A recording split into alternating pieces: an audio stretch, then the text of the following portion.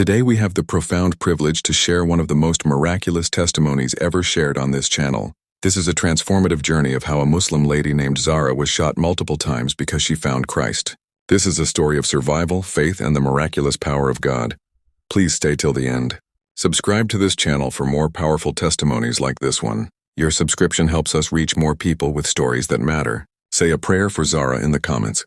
Let her know that people around the world are standing with her, praying for her protection and peace. Share this story with many people. Your share could change someone's life. Thank you for being here. A year ago, in the month of June, my life ended and began again on the same day. Everything you are about to hear comes from that one moment. That moment changed me completely, and it saved my soul. My name is Zara Ali.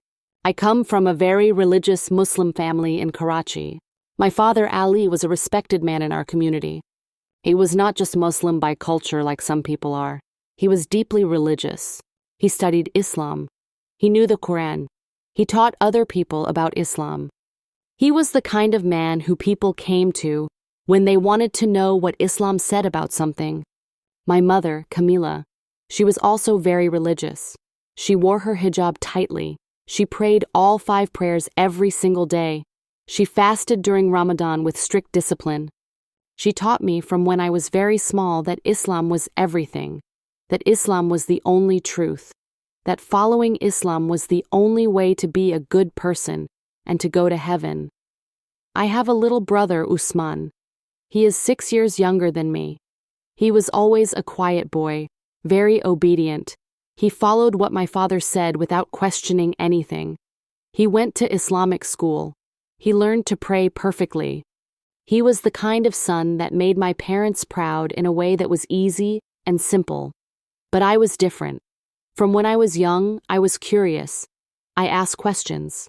I wanted to understand things, not just accept them because someone told me to accept them. My father, he was not always happy with this. He would say to me, Zara, a good Muslim girl does not ask so many questions. A good Muslim girl listens and obeys. But I couldn't help myself. I wanted to know why we believed what we believed. I wanted to understand. When I was old enough to go to university, I chose to study Islamic Studies.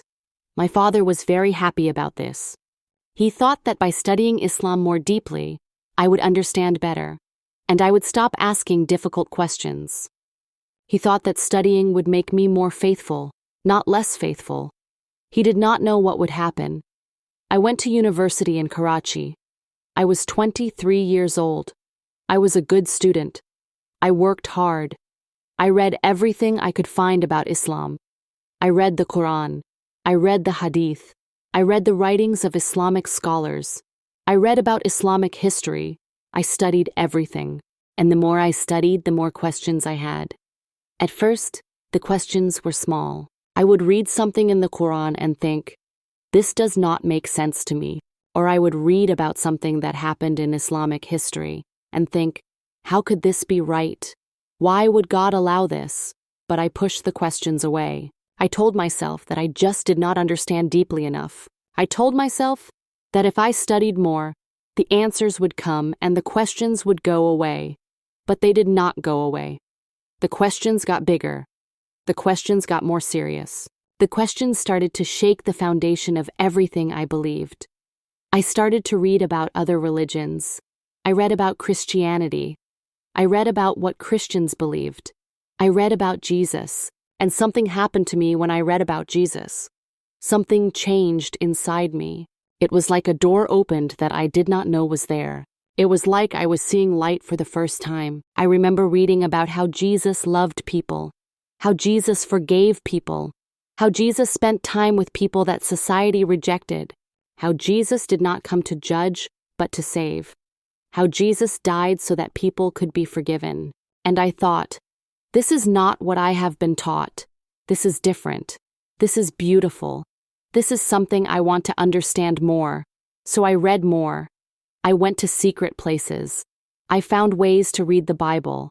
I found Christian websites online. I watched videos of Christians explaining their faith. And with every word I read, with every video I watched, I felt myself changing. I felt myself moving away from Islam and moving toward Jesus. But I was terrified. I was terrified of what would happen if my family found out. I was terrified of what would happen if my community found out. I was terrified of what would happen if the wrong people found out. In Pakistan, leaving Islam is not just a personal choice. It is a crime. It is something that can get you killed. And I knew this. I knew it very well. So I hid. I lived a double life.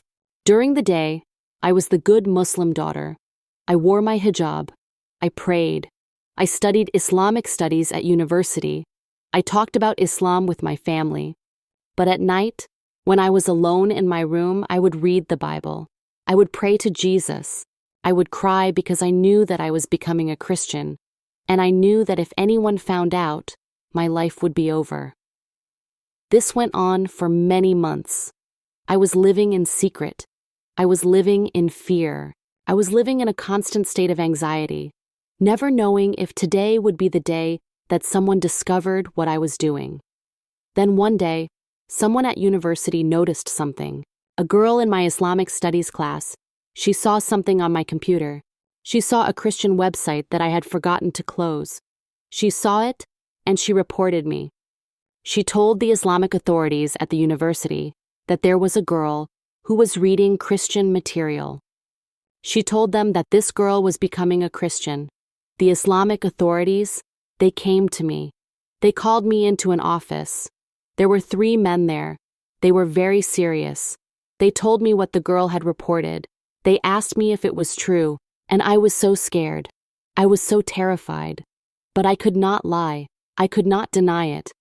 I could not say no when the truth was yes. So I told them. I told them that I had been reading about Christianity. I told them that I was questioning Islam. I told them that I believed in Jesus Christ. The moment I said those words, everything changed. The men looked at me like I was a monster. They looked at me like I was the worst thing they had ever seen. One of them stood up and said that I was an apostate. He said that I had left Islam. He said that according to Islamic law, I deserved to die. He said that it was their duty to make sure I died. I remember feeling like the room was spinning. I remember not being able to breathe. I remember thinking that this was it. This was the moment my life ended. They arrested me. They took me to a place that was not a police station. It was a place run by Islamic authorities. It was a dark place. It was a place where I was alone with men who believed I deserved to be dead. They questioned me for hours. They asked me why I had betrayed Islam. They asked me why I wanted to go to hell. They told me that if I converted back to Islam right now, if I said that I believed in Islam again, they would let me go. They said that this was my only chance. But I could not do it. I could not deny Jesus. Even though I was terrified, even though I knew they were going to kill me, I could not deny Jesus. I could not go back to being Muslim. Something inside me, something that Jesus had put inside me, would not let me do it. So they took me outside. They took me to a place behind the city, a place where not many people go. It was early in the morning. The sun was just starting to come up. And they shot me. The first shot, it went into my shoulder. The pain was like nothing I had ever felt before. It was like fire burning inside my body. I screamed. I could not help it. I screamed because the pain was so bad. The second shot, it went into my side. I fell down. I was on the ground now. I could not breathe. I could not think. I could only feel the pain and feel the blood coming out of my body. The third shot, it went into my leg. And after that, I do not remember much. I remember the men standing over me. I remember them saying that I was dead now, that I was no longer a problem. I remember them leaving, and then there was only darkness and pain and the feeling that I was dying. I do not know how long I was lying there. It could have been minutes. It could have been hours. I only know that I was lying on the ground and I was bleeding, and I thought I was going to die. Then I heard a sound. I heard a vehicle coming. I heard voices. I heard a man's voice, and he was saying something in Urdu. He was saying that he had come to dispose of the body of the girl who had left Islam. He was supposed to take my dead body and get rid of it, so that no one would ever find me. But I was not dead. The man, he came close to me. He looked at me, and he saw that I was still breathing. He saw that my eyes were open. He saw that I was still alive. And something happened to him in that moment. Something changed inside him.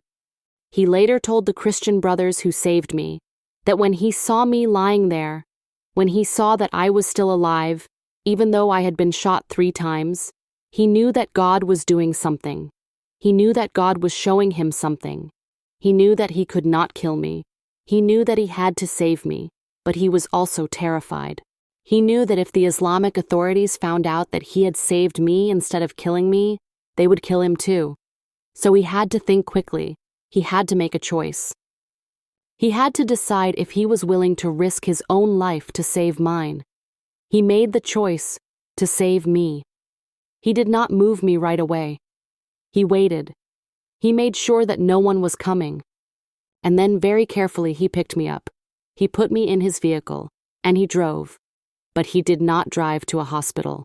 He could not take me to a regular hospital, because the police would find me there. The Islamic authorities would find me there. They would finish what they started. So instead, he drove to a place where he knew there were Christians. He drove to a secret place where Christians met, and he told them what had happened. He told them that he had found a girl who had been shot 3 times because she had converted to Christianity. He told them that this girl was still alive and that she needed help. The Christian brothers, they came to get me. They took me to a place where I could be hidden and where I could be treated.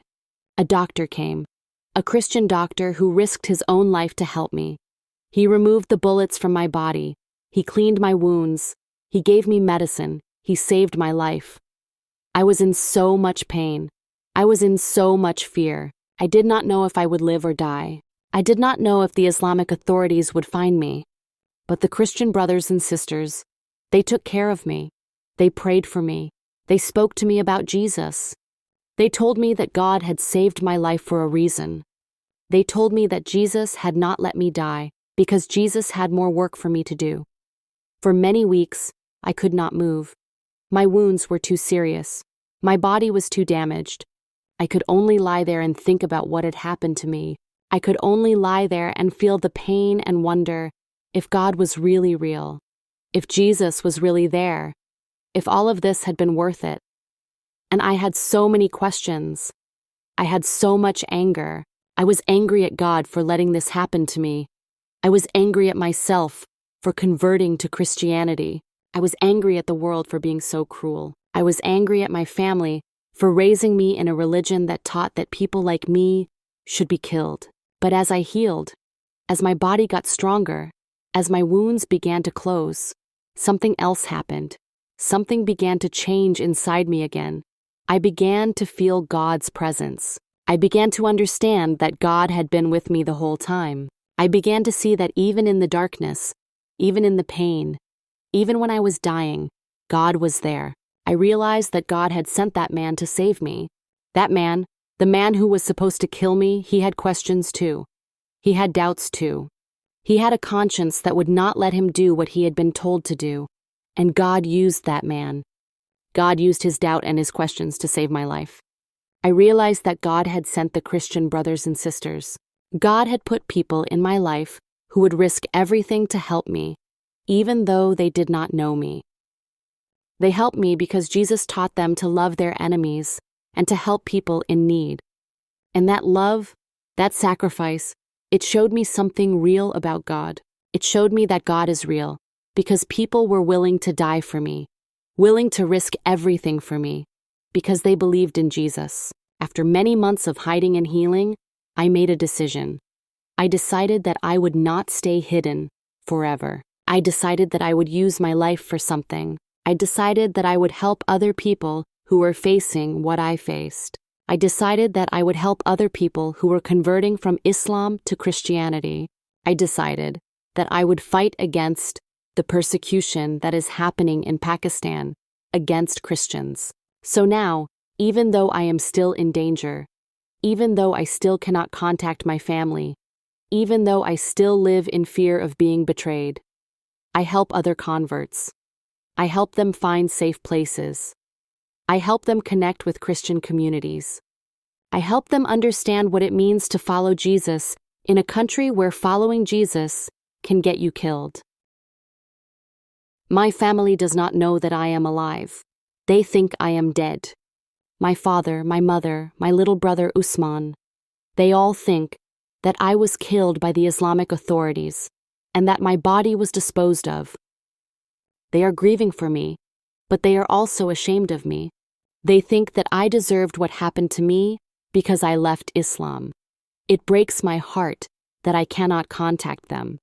It breaks my heart that they are suffering because they think I am dead. It breaks my heart that I can never go home, that I can never see my mother's face again, that I can never talk to my little brother Usman again. That pain, it is almost as bad as the pain of being shot. Almost.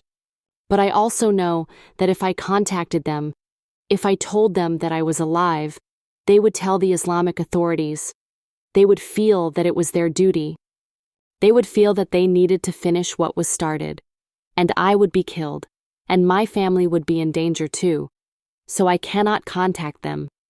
I have to let them think that I am dead. For a long time after I recovered, I was still very angry. I was still very conflicted. I did not understand why God would let this happen to me.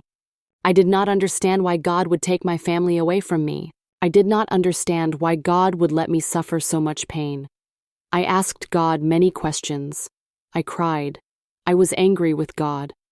I felt like God had abandoned me. I felt like Jesus had let me down. I felt like my conversion to Christianity had destroyed my life instead of saving it. But slowly, over time, I began to understand something different. I began to understand that God had not abandoned me. God had been with me the whole time. God had saved my life 3 times. God had put people in my path who would help me. God had given me a purpose. God had given me work to do. And now, a year later, I can say that I have found peace. I have found redemption. I have found forgiveness. I have forgiven the men who shot me. I have forgiven the girl who reported me. I have forgiven my family for being unable to understand. And I have forgiven myself for being afraid. I understand now that God did not save my life just so that I could survive. God saved my life so that I could help others. God saved my life so that I could show people that faith is real, that Jesus is real, that God's love is real. God saved my life so that I could be a witness to the power of God and the power of faith. Every day I help Christians in Pakistan who are facing persecution. Every day I help people who are converting from Islam and who are facing rejection from their families. Every day I help people who are in danger because of their faith. And every day I remember that I was once like them. I was once terrified. I was once persecuted. I was once shot and left to die. But I did not die. And that means something. That means that God has a plan. That means that God is real. That means that faith matters.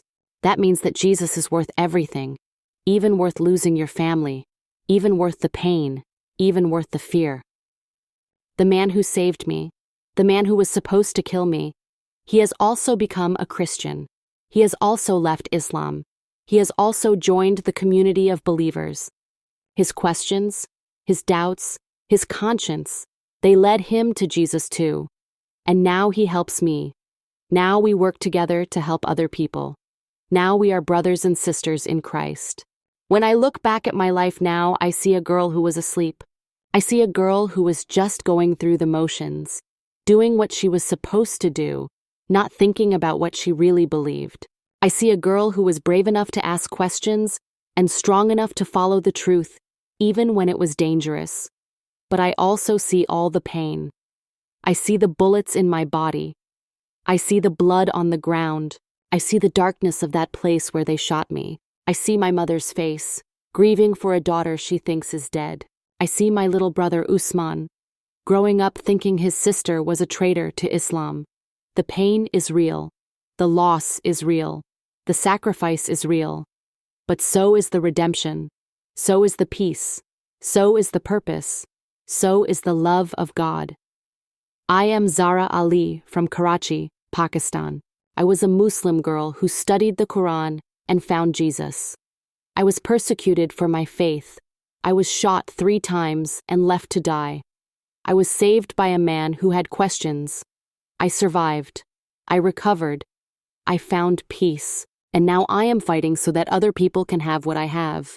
I am fighting so that other people can find Jesus. I am fighting so that other people can be free from fear.